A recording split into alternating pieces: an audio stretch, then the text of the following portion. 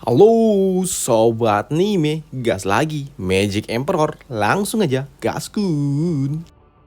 Mereview sedikit dari part sebelumnya setelah Zauvan bangkit dari pingsannya. Di sini pangeran kedua, Doi pun kena mental karena Doi tahu kalau ini akan berakibat buruk untuk dirinya. Begitu juga dengan si kampret kuning.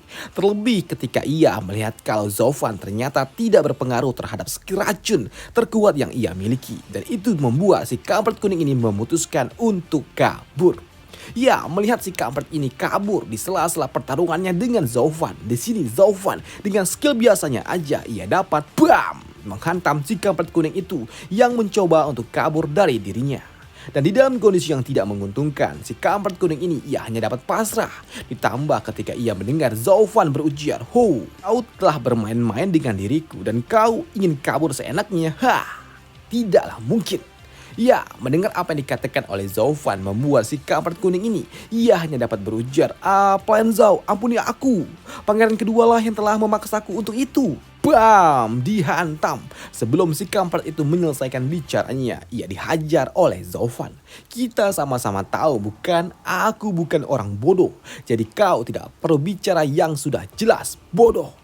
Aku tahu kalau dia adalah dalangnya, tapi untuk kau, jelas kau adalah antek-anteknya pula, anak buahnya. Oleh sebab itulah, aku tak akan membiarkan ada seseorang yang dapat keluar dari tempat ini hidup-hidup." Ancam dari Zauvan. Hei, mendengar dirinya akan mati di tangan Zauvan membuat si kampret kuning ini panik. Dan ia memohon, "Pelayan Zau, tunggu, jangan bunuh aku. Kumohon, lepaskan aku. Aku akan melakukan apapun yang kau mau selama kau mau melepaskanku. Aku tahu kalau keluarga Luo itu baru saja dipromosikan. Kalian pasti sedang mencari kekuatan baru, ya kan? Aku adalah master yang ada di ranah radian puncak. Aku bisa berada di sisimu dan mengabdikan diri kepada dirimu," ujar si kampret itu yang tahu kalau ia akan segera mati di tangan Zauvan. Tapi bagi Zauvan yang tidak butuh orang-orang yang lemah, yang tidak berguna, membuatnya berujar, "Oh, master yang ada di ranah radian puncak. Wah, kau boleh juga, tapi sayangnya kau tidaklah layak." Ujar Zauvan sesaat sebelum ia membunuh si kampret itu dengan teknik iblisnya. Tak ada seorang pun tetua di keluarga Luoku yang menolak akan kematian. Ujar Zauvan setelah ia membunuh si kampret kuning itu.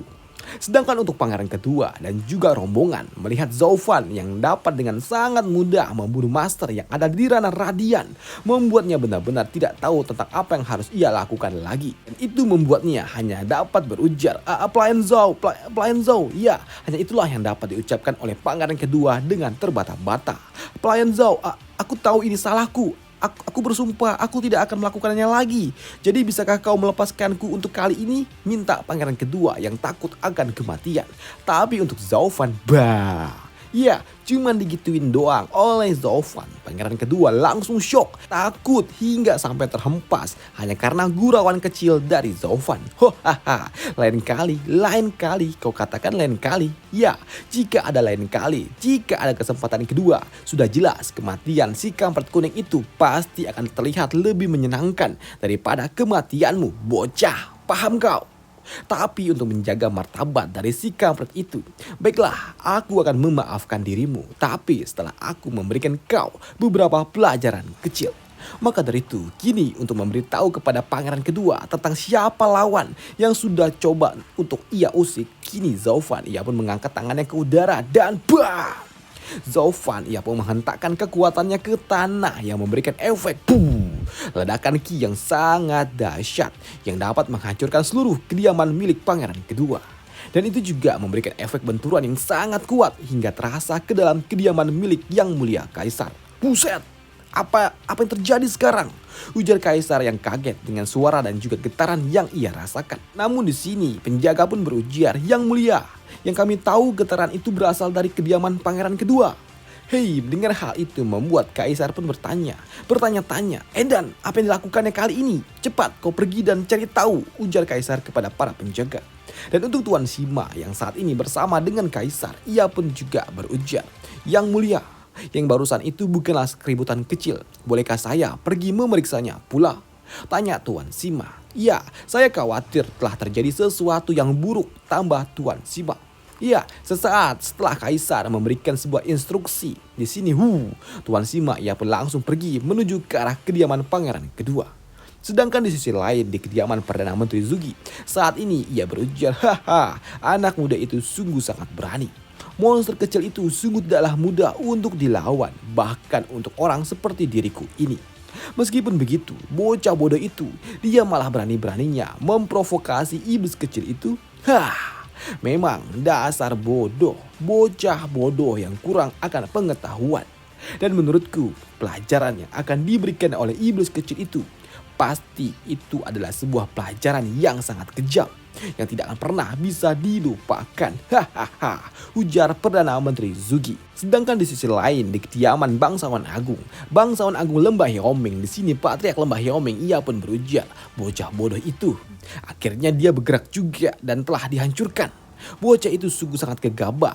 Apakah kau pikir kerjasama kita dengan bocah itu masih layak untuk dilanjutkan? Tanya Patriark kepada bawahannya. Ya, kita tidak memiliki pilihan lain, Tuan.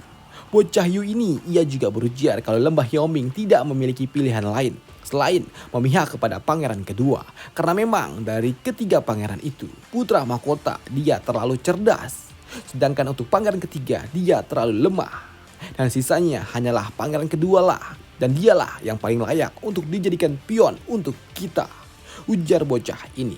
Tapi dengan kondisi yang seperti ini, membuat kita saat ini berada di dalam posisi persimpangan, Tuan, ujar bocah Yu ini kepada Patriark Lembah Yoming. Karena memang Lembah Yoming telah memutuskan untuk berkoalisi dengan pangeran kedua.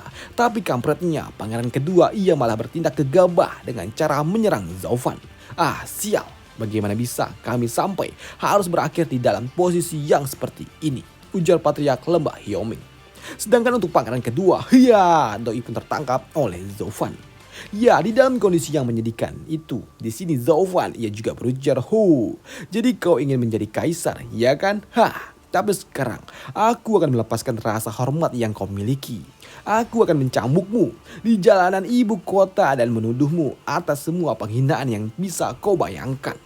Dan asal kau tahu, pangeran yang memiliki reputasi seperti itu tidak akan pernah menduduki tahta kaisar karena ia tidak lagi memiliki martabat yang layak untuk menjadi seorang kaisar. Kecuali kalau kau adalah satu-satunya penerus yang ada.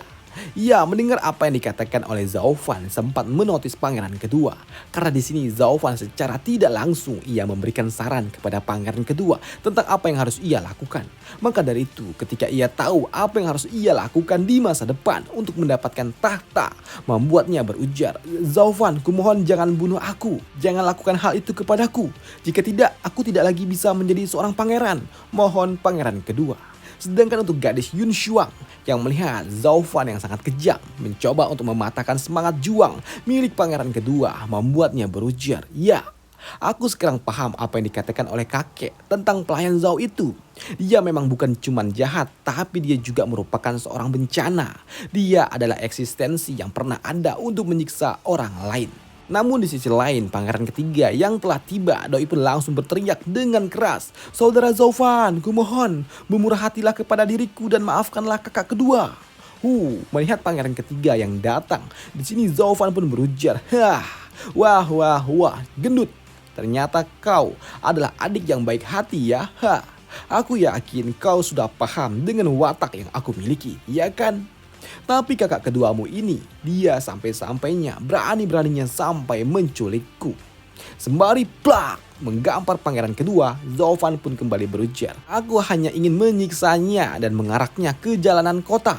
Selain itu, aku juga ingin membantunya. Lagi pula, entah ide bodoh apa lagi yang dimiliki si kampret ini untuk melawanku di masa depan. Melihat kakak kedua yang merupakan seorang pangeran diperlakukan layaknya sampah di ibu kota kekaisaran, membuat pangeran ketiga ia hanya dapat berujar, Plan Zhao, kau memang benar kalau di dunia ini penuh dengan orang-orang bodoh, tapi mau bagaimanapun dia masihlah kakakku, jadi kumohon tolong lepaskan dialah, ujar pangeran ketiga. Sedangkan untuk Yongning, ia juga berujar, Plan Zhao, kau juga setelah membuat kakak kedua babak belur dan juga menghancurkan kediamannya. Bukankah ini sudah cukup untuk membalaskan dendamu? Hei, mendengar hal itu membuat pangeran ketiga ia tidak habis pikir dengan adiknya ini. Bagaimana bisa ia malah membenarkan apa yang telah dilakukan oleh Zaufan? Hei, pangeran kedua itu masih kakakmu, tapi kenapa kau malah mendukung Zaufan? Hah, ini cukup repot memang kalau seorang gadis sedang jatuh cinta. Hah, ujar pangeran ketiga di dalam hati. Sedangkan untuk Zaufan setelah mendapatkan permintaan dari dua bocah kuning-kuning ini, anak-anak kaisar ini, ia pun berujar, baiklah. Kurasa aku bisa mengampuni bocah ini untuk dirimu. Tapi ya, aku juga akan mengatakan apa yang aku mau. Kalian berdua masing-masing dari kalian berhutang satu kepada diriku. Dan ingat, cepat atau lambat kalian harus membayarnya. Hei, mendengar hal itu membuat pangeran ketiga heran. Hei, kami cuma punya satu kakak kedua. Jika kau melepaskannya, bukankah itu kami berhutang budi satu kepada dirimu? Jadi kenapa harus dua? Kenapa jadi masing-masing dari kami berhutang satu kepada dirimu? Hei, ya itu simple. Karena masing-masing dari kalian memintaku untuk memaafkannya. Ya artinya ada dua hutang budi, ya kan?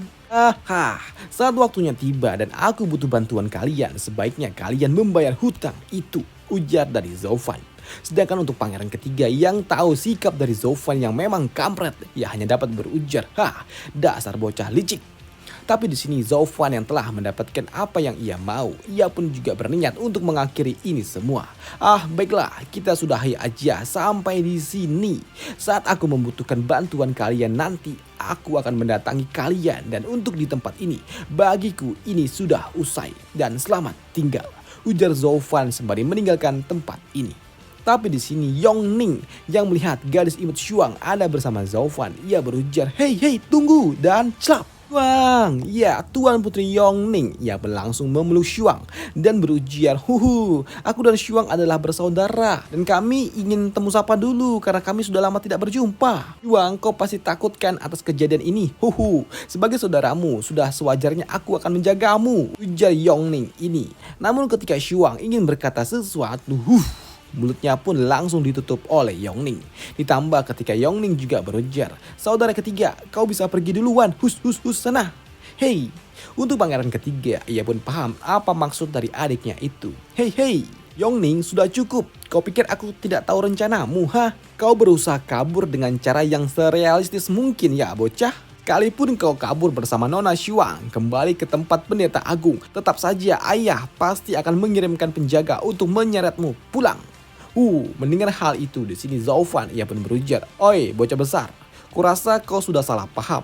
Nona Shuang, dia tidak akan kembali ke tempat kediaman pendeta agung. Dia akan pergi ke kediaman keluarga Luo. Hei, mendengar hal itu membuat mereka berdua shock lah. Kenapa?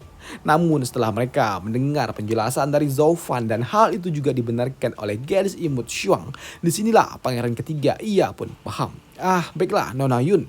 Klan Yun telah berjuang untuk rakyat dan itu sesuatu yang aku kagumi, sambut pangeran ketiga. Tapi Nona, aku juga harus mengemukakan satu fakta penting kepada dirimu. Orang ini atau apapun sebutanmu kepadanya, dia orang yang tak hanya memiliki kecondrongan untuk berbuat jahat, tapi dia juga seorang iblis yang memang sangat dahsyat, di mana kejahatannya itu sungguh sangat murni. Seorang bibit yang keji, buruk dan juga berontak yang bahkan neraka aja sampai ingin meludahinya, ujar pangeran ketiga yang mengejek Zaufan. Hei, sejak kapan aku sejahat itu? Sambut dari Zaufan. Namun di sini Zaufan pun tidak marah diejek oleh pangeran ketiga, mengingat hubungan mereka juga memang sangat baik. Tapi di sini melihat Zaufan yang sepertinya kurang senang dikatakan jahat membuatnya berujar, kenapa? Lagi pula kau memang jahat kan dan kau tidak peduli dengan reputasimu, ya kan? Iya sih, sambut dari Zaufan. Tapi untuk Tuan Putri Yong, ia malah berujar, kakak, inilah alasanku untuk tetap bersama Shuang, agar dia tidak terjerumus dan tersesat bersama pelayan Zhao. Ucap gadis itu sebagai alasan agar dirinya dapat pergi bermain-main bersama gadis imut Shuang daripada ia harus menjadi tahanan rumah. Dan itu juga membuat pangeran ketiga pun tidak memiliki pilihan lain. Ya udahlah, terserah kepada dirimu. Pokoknya jangan salahkan aku kalau ayah sampai tahu kalau kau telah kabur.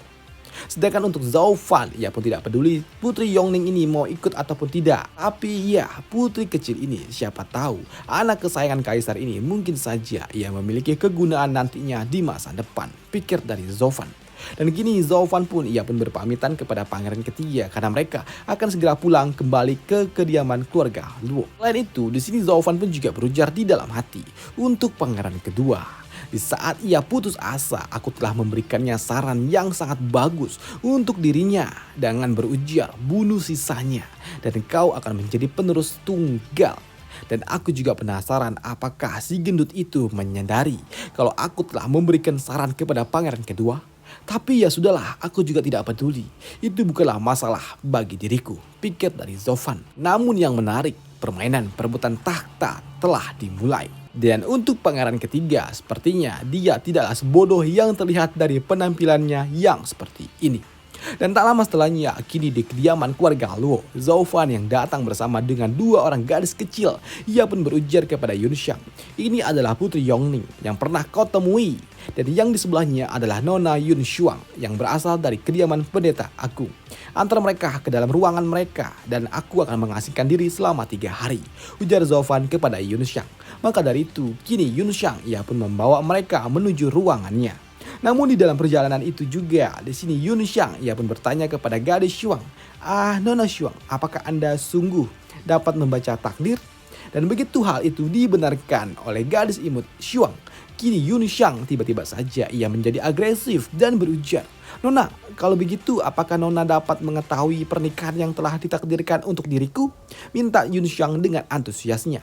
Hei, ya, mendapatkan permintaan itu di sini Shuang ia pun mencoba untuk mengabulkan permintaan dari Yun Xiang dan begitu ditatap dengan mata surgawinya di sini Shuang ia melihat kalau ada yang aneh dengan Yun Xiang.